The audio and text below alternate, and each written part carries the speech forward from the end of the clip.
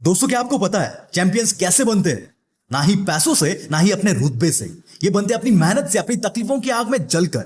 ये वो सन की लोग हैं जिन्हें अपने रास्ते से कोई नहीं भटका सकता। पूरी दुनिया भी अगर इनके सामने प्रॉब्लम बनकर खड़ी हो जाए तो साला ये उससे भी निपट कर अपने मंजिल तक पहुंच ही जाते हैं। आज मैं आपको फुटबॉल के एक ऐसे चैंपियन के बारे में बताऊंगा जिसने फुटबॉल पर अपनी हुकूमत शुरू कर दी है। जी हां दोस्तों, मैं बात कर रहा हूं the king of football, Neymar junior की। रोनाल्डो और मेसी के बाद अगर कोई उस लेवल को अचीव कर सकता है तो वो है ये बंदा, नेमार जूनियर। केवल 28 साल की उम्र में इस बंदे की नेटवर्थ है $200 मिलियन।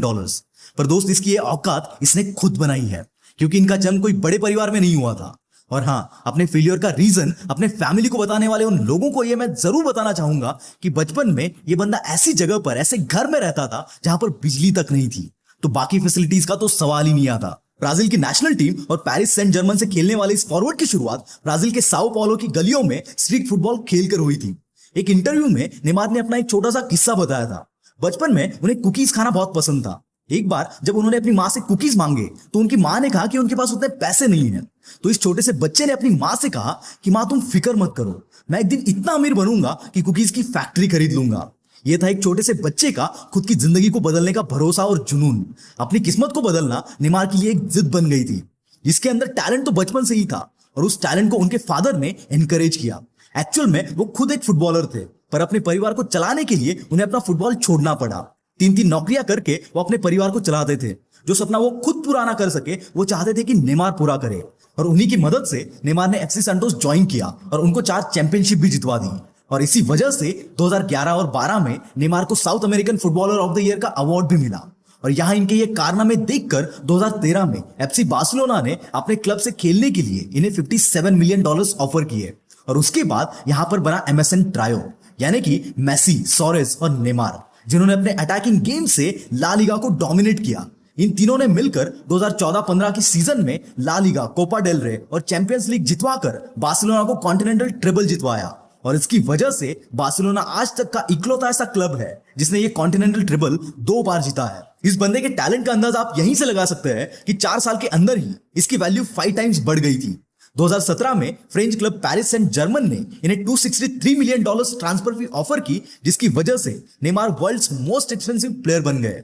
और नेमार को यहां भी अपने डेब्यू सीजन में ही लीग का नंबर 1 प्लेयर होने का अवार्ड मिला।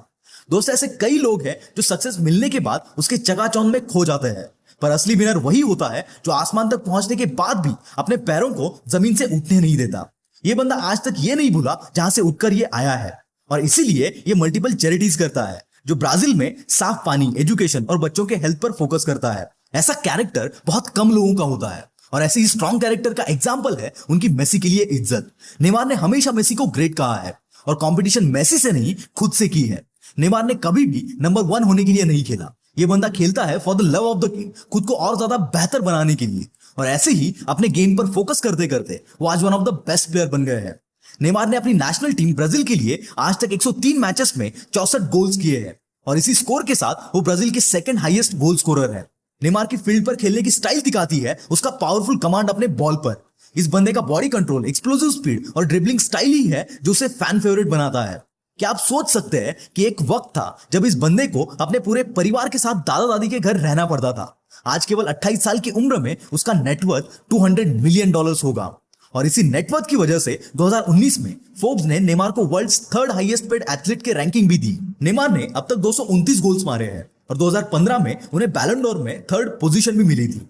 आज तक इन्हें कई सारे अवार्ड्स मिले हैं। इन सब के बावजूद भी इन्हें आज तक का सबसे बेस्ट प्लेयर कहना मुश्किल है, क्योंकि कुछ और प्लेयर्स हैं जिनकी अचीवमेंट्स इनसे ज्यादा है।